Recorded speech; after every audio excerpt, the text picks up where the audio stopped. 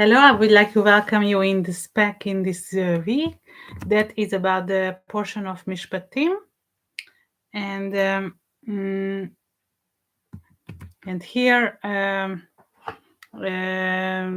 we have an example here in the midst of the parasha that it's a very poor person that he cannot sustain his family. Is it allowed to sell his daughter? Okay, even in that premature age, when later on, when she's going to be mature enough to get married to the master of his son. Okay, so is it allowed or not? So it's a kind of an ethical question. Here we have in the portion quoting. האם ראה בעיני אדניה אשר לא ידענה והפקדה לעם נקרא לו ימשול למכרה לבגדו בה ואם לבנו ידננה כמשפט הבנות יעשה לה. If she please not her master who has exposed him, then shall he let her be redeemed to sell her under a foreign people, or shall have no power, seeing he had dealt deceitful with her. And if he expose her unto his son, he shall deal with her after the manner of daughters. Okay, here in this text we find we differentiate between the written and the read text. So in the written, it is called ktiva, and the read and the text, it is called kriya. Okay, because when we find it's written, it is law, lamed aleph, and when we read with lamed vav, so also sounds low. Okay, so therefore we have like different meanings. So meaning law, that no, like lamed aleph, meaning no, that according to Rashi you shouldn't sell your daughter in that under that circumstances. And the red text we have lamed vav, it's meaning to him. Okay, so you could designate her to his to her upcoming to be a wife of later on. Okay, so it raises this ethical question that we are dealing: should we sell our siblings, right? In under that circumstances, we are talking about like a few thousand years before. So what is the rule? Okay, why it is becoming like important? So the Torah, it is saying the guidelines, what it's putting in front of us, and how we should behave under these kind of circumstances. So we have three ideas out of Tzemach Tzedek.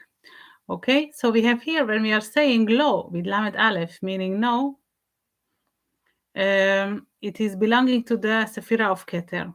Okay, that regarding the Aleph. So an Aleph, it is, if we dissected this letter, we having two yuts and the vav, but meaning also the value we have the 26, the same as tetragrammaton. Okay, so the Aleph itself, it's like a tetragrammaton. Therefore, it's connected to the Sephira of Keter. Okay, so meaning it is related to that kind of mitzvot what we have to do. Okay, the active ones. And if we are dealing with the lamed vav, the situation when we are how we read the text basically in lamed vav, it is a sign for those mitzvot that we should refrain from doing it. Okay.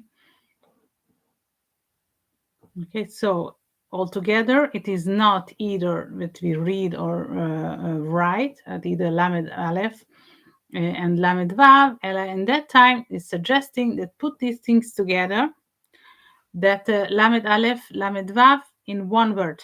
Okay, so when we are combining in one word, then we arrive into the month of Elul. And the month of Elul, it is for the tshuva, that we are getting back to the right path, closer to the Creator. Okay, so basically, the Creator knows our good and bad side as well. Okay, that and we always have this button of the tshuva, right? We always can choose this tshuva, either like we thinking for ourselves that we sin so much that there's no chance that the Creator is going to help us. Okay, but all people have this possibility to return to the right path whenever they are, whenever they stage of their life they are. We never should think that we are already lost in that battle. So the Creator is always going to forgive, such as like we do, like as in a children sibling relationship, right? We always forgive because we want. It is a kind of educational process. We forgive and to push those generations for further good. So basically, when we are in this sentence that we read in the Torah of Shmot, that we use the version of choosing Lamed Aleph, no, we shouldn't give our siblings,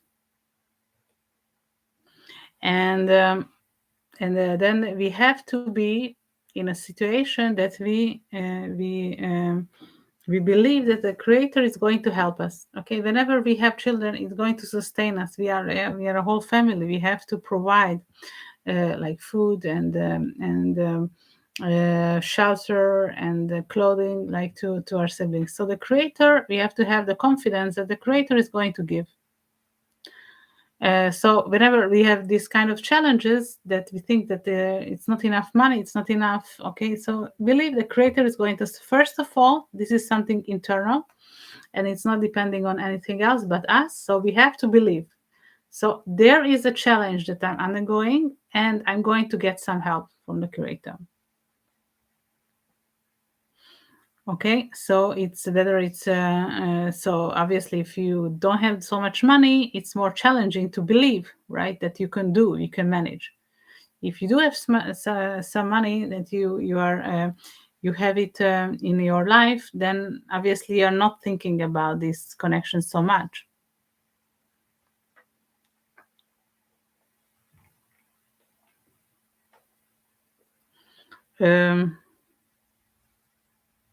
Okay, so first of all, we have to do our effort. And if we are doing this effort towards the Creator is going to come to us and going to help us.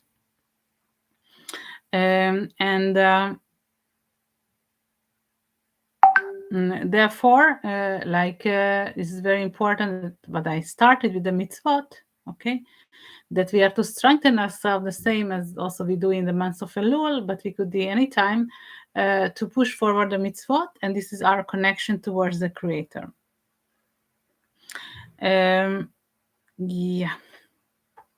So we don't have to wait for the months of Elul to come. We can do it anytime, whenever we have challenge. Like, okay, we have to strengthen our connection with the Creator. So I wish you this for this week with that idea, either Lamed Aleph, Lamed Vav, Lo, in the month of Elul, such as in the month of Elul.